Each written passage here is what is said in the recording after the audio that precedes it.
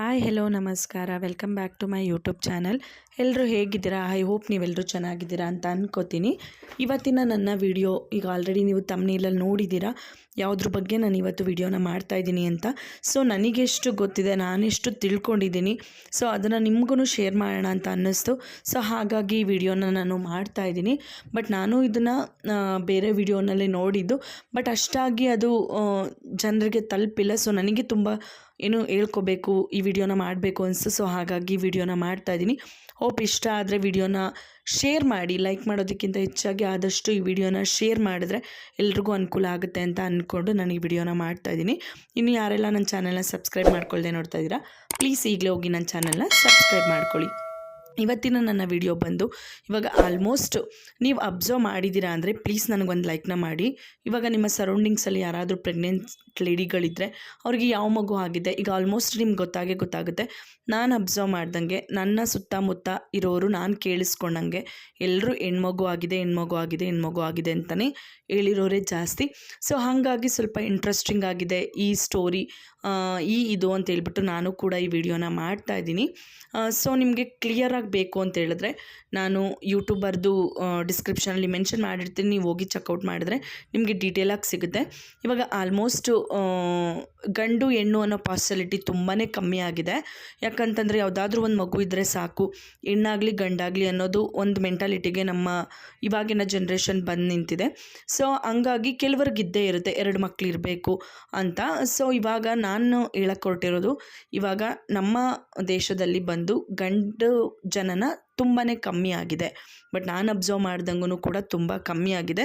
But ಇವಾಗ ಸೈಂಟಿಸ್ಟ್ಗಳೆಲ್ಲ ಹೇಳ್ತಾ ಇರೋದೂ ಕೂಡ ವೈ ಕ್ರೋಮೋಸೋಮು ತುಂಬ ಅಂದರೆ ತುಂಬಾ ಕಮ್ಮಿ ಆಗಿದೆ ಇವಾಗಿನ ಜನ್ರೇಷನ್ನಲ್ಲಿ. ಸೊ ಆಲ್ಮೋಸ್ಟ್ ಎಲ್ರಿಗೂ ಹೆಣ್ಣು ಸಂತಾನನೇ ಜಾಸ್ತಿ ಆಗ್ತಾಯಿದೆ. ಸೊ ಹಾಗಾಗಿ ಇಲ್ಲಿ ಯಾಕೆ ವೈಕ್ರೋಮೋಸೋಮು ನಮ್ಮ ಜನಸಂಖ್ಯೆಯಲ್ಲಿ ಇದು ವೈಕ್ರೋಮೋಸೋಮ್ ಯಾಕೆ ಕಮ್ಮಿ ಆಗಿದೆ, ಏನು ಅದಕ್ಕೆ ಕಾರಣ ಅನ್ನೋದನ್ನು ಈ ವಿಡಿಯೋನಲ್ಲಿ ನಾನು ತಿಳಿಸ್ಕೊಡ್ತೀನಿ. ಬಟ್ ನಿಮಗೆ ತುಂಬ ನಾನು ಡೆಪ್ತಾಗಿ ನನ್ನ ಕೈಲಿ ಎಕ್ಸ್ಪ್ಲೇನ್ ಮಾಡೋಕ್ಕಾಗದೇ ಇದ್ದರೆ ನಿಮಗೆ ಇಲ್ಲಿ ಡಿಸ್ಕ್ರಿಪ್ಷನಲ್ಲಿ ನಾನು ಮೀಡಿಯಾ ಮಾಸ್ಟರ್ ಅನ್ನೋ ಒಂದು ಯೂಟ್ಯೂಬರ್ದು ಲಿಂಕನ್ನು ನಾನಿಲ್ಲಿ ಶೇರ್ ಮಾಡಿರ್ತೀನಿ. ಅದರಲ್ಲಿ ತುಂಬ ಚೆನ್ನಾಗಿ ಎಕ್ಸ್ಪ್ಲೇನ್ ಮಾಡಿದ್ದಾರೆ, ನೀವು ಹೋಗಿ ಬೇಕಂದರೆ ಚೆಕ್ಔಟ್ ಮಾಡ್ಬೋದು. ಇವಾಗ ನಾವು ಆಲ್ಮೋಸ್ಟ್ ಇವಾಗ ಎಲ್ರಿಗೂ ಕಾಮನ್ ಆಗಿ ಗೊತ್ತಿದೆ X chromosome and Y chromosome ಎಲ್ರೂ ನಾಲೆಡ್ಜ್ ಇದ್ದೇ ಇದೆ ಅದ್ರ ಬಗ್ಗೆ. ಸೊ ಆಲ್ಮೋಸ್ಟ್ ಎಕ್ಸ್ ಸೇರಿದಾಗ ಹೆಣ್ಮಗು ಜನನ ಆಗುತ್ತೆ, ಮತ್ತು ಎಕ್ಸ್ ಮತ್ತು ವೈ ಸೇರಿದಾಗ ಗಂಡು ಮಗುವಿನ ಜನನ ಆಗುತ್ತೆ ಅಂತ. ಬಟ್ ಆಲ್ಮೋಸ್ಟು ಇವಾಗಿನ ಪ್ರೆಗ್ನೆಂಟ್ ಲೇಡೀಸ್ಗಳಿಗೆಲ್ಲ ಆಗ್ತಾ ಇರೋದೇ ಗರ್ಲ್ ಬೇಬಿ. ಮತ್ತು ಅವಾಗೆಲ್ಲ ಹೆಣ್ಮಗು ಆಗ್ತಾಯಿದೆ ಅಂದ ತಕ್ಷಣವೇ ಅಬೋರ್ಟ್ ಮಾಡಿಸ್ಕೊಳ್ಳೋದು ಅದೆಲ್ಲ ಇತ್ತು. ಬಟ್ ಇವಾಗ ವೈಕ್ರೋಮೋಸೋಮು ನಮ್ಮ ಪ್ರಕೃತಿಯಲ್ಲಿ ವೈಕ್ರೋಮೋಸೋಮು ನಾಶ ಆಗಿದೆ ಅಂತ ನಮಗೆ ಸೈಂಟಿಸ್ಟ್ಗಳು ವರದಿನ ಕೊಟ್ಟಿದ್ದಾರಂತೆ. ಬಟ್ ನನಗೆ ಇದನ್ನು ಕೇಳಿಸ್ಕೊಂಡಾಗ ನನಗೂ ಒಂಥರ ಅನ್ನಿಸ್ತು, ಇದು ನಿಜನಾ ಇದು ಸುಳ್ಳ ಅಂತ. ಬಟ್ ಸೈಂಟಿಸ್ಟ್ಗಳೇ ವರದಿ ಕೊಟ್ಟಿದ್ದಾರೆ ಅಂತಂದರೆ ಇದು ಆಲ್ಮೋಸ್ಟು ನಿಜ ಆಗ್ತಾಯಿದೆ. ಬಟ್ ನಾವು ತಿನ್ನೋವಂಥ ಫುಡ್ಗಳಲ್ಲೂ ಸಾಕಷ್ಟು ಏನದು ನಾವು ಯಾರು ಹೆಲ್ದಿ ಫುಡ್ಸ್ನ ನಾವು ತಿಂತಾಯಿಲ್ಲ. ಬಟ್ ಇದ್ರೂ ಇರ್ಬೋದು ನಾವು ತಿನ್ನೋವಂಥ ಫುಡ್ಗಳಲ್ಲಿ ವೈಕ್ರೋಮೋಸೋಮ್ ಕಮ್ಮಿ ಆಗಿದೆ, ಆಗ್ತಾನೂ ಇರ್ಬೋದು. ಆಮೇಲೆ ಹಿಂಗೆ ಹೋದರೆ ಗಂಡು ಸಂತಾನನೇ ಆಗಲ್ವಾ, ಮತ್ತು ಬರೀ ಹೆಣ್ಮಕ್ಳೇ ಆಗ್ಬಿಡ್ತಾರ, ಅದು ಒಂದು ಕ್ವೆಶ್ಚನ್ ಮಾರ್ಕು ಎಲ್ರಿಗೂ ಇರುತ್ತೆ. ಬಟ್ ಪ್ರಕೃತಿಯಲ್ಲಿ ಏನೇನಾಗುತ್ತೆ, ಪ್ರಕೃತಿ ವಿರುದ್ಧ ನಾವು ಯಾರೂ ಜಡ್ಜ್ ಮಾಡೋಕ್ಕಾಗಲ್ಲ. ಮುಂದಿನ ನಮ್ಮ ಭವಿಷ್ಯ ಹೇಗಿರುತ್ತೆ ಏನು ಎತ್ತ ಅನ್ನೋದು ನಮಗೆ ಗೊತ್ತಾಗಲ್ಲ. ಬಟ್ ಇವತ್ತಿನ ರಿಸರ್ಚಿನ ಪ್ರಕಾರ ವೈಕ್ರೋಮೋಸೋಮು ನಾಶ ಆಗಿದೆ ಅಂತ ನಮ್ಮ ಸೈಂಟಿಸ್ಟ್ಗಳು ವರದಿನ ಕೊಟ್ಟಿದ್ದಾರೆ. ಬಟ್ ಇವಾಗ 164 ಮಿಲಿಯನ್ ವರ್ಷಗಳ ಹಿಂದೆ 900 ವಿವಿಧ ಕ್ರೋಮೋಸೋಮ್ಗಳಿದ್ವಂತೆ.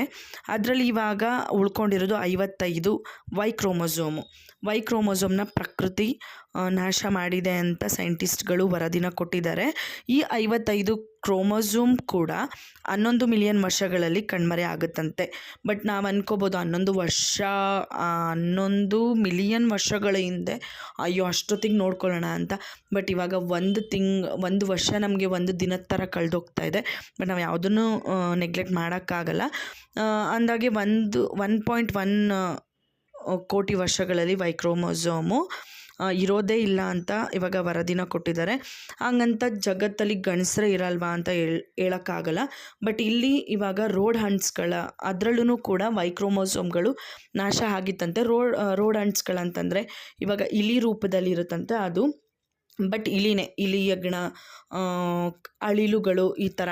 ಇವಾಗ ನಾವು ಹೆಂಗೆ ಮಂಗನಿಂದ ಮಾನವ ಅಂತ ವರದಿ ಇದೆಯೋ ಅದೇ ಥರ ರೋಡಂಟ್ಸ್ಗಳೂ ಕೂಡ ವೈಕ್ರೋಮೋಸೋಮ್ ನಾಶ ಆಗಿತ್ತಂತೆ.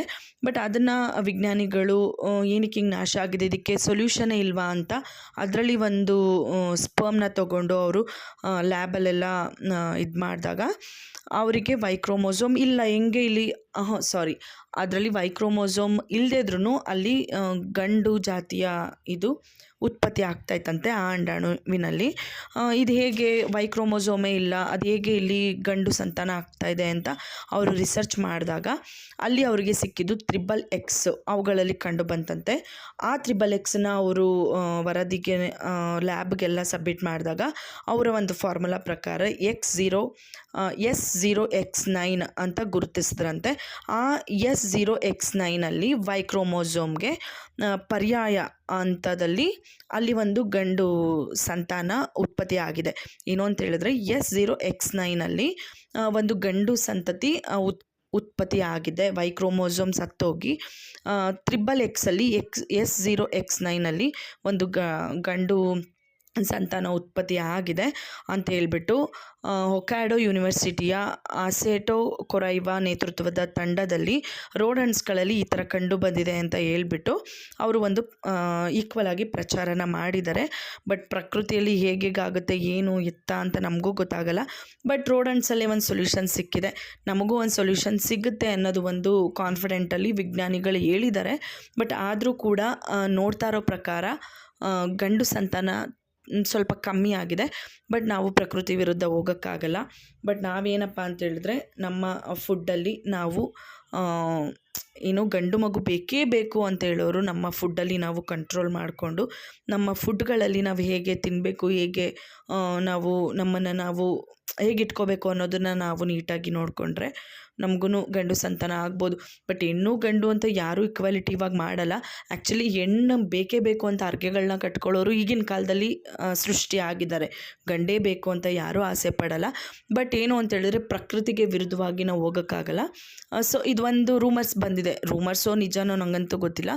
ಬಟ್ ಇದೊಂದು ವಿಷಯ ಬಂದಿದೆ ಅಂತ ಹೇಳಿದ್ರೆ ಗಂಡು ಸಂತಾನ ನಾಶ ಆಗುತ್ತೆ ಅಂತ ಬಂದಿದೆ ಅಂತ ಹೇಳಿದ್ಮೇಲೆ ನಾವು ಸ್ವಲ್ಪ ಕೇರಾಗಿ ನಾವು ನೋಡ್ಕೋಬೇಕು. ಬಟ್ ಈ ಸಂಶೋಧನೆ ನಡೆಸಿರೋದು ಆಲ್ಮೋಸ್ಟ್ ಅವರಿಗೊಂದು ಸಮಾಧಾನ ಸಿಕ್ಕಿದೆಯಂತೆ ಸೈಂಟಿಸ್ಟ್ಗಳಿಗೆ. ಈಗ ರೋಡಂಟ್ಸ್ಗಳಲ್ಲೇ ನಮಗೊಂದು ಸೊಲ್ಯೂಷನ್ ಸಿಕ್ಕಿದೆ, ಮನುಷ್ಯರಿಗೂ ಕೂಡ ಸಿಗುತ್ತೆ ಅಂತ. ಬಟ್ ಇದೆಲ್ಲ ರಿಸ್ಕ್ ತೊಗೊಳಕ್ಕಿಂತ ನಾವು ಕೇರ್ಫುಲ್ಲಾಗಿ ಇರೋದು ಒಳ್ಳೆಯದು. ಸೊ ನಿಮಗೆ ಲಿಂಕ್ ಬೇಕು ಅಂದರೆ ನಾನು ಹಾಕಿರ್ತೀನಿ, ಕ್ಲಿಯರಾಗಿ ಅಲ್ಲೋಗಿ ಚೆಕ್ ಮಾಡಿ. Thank you.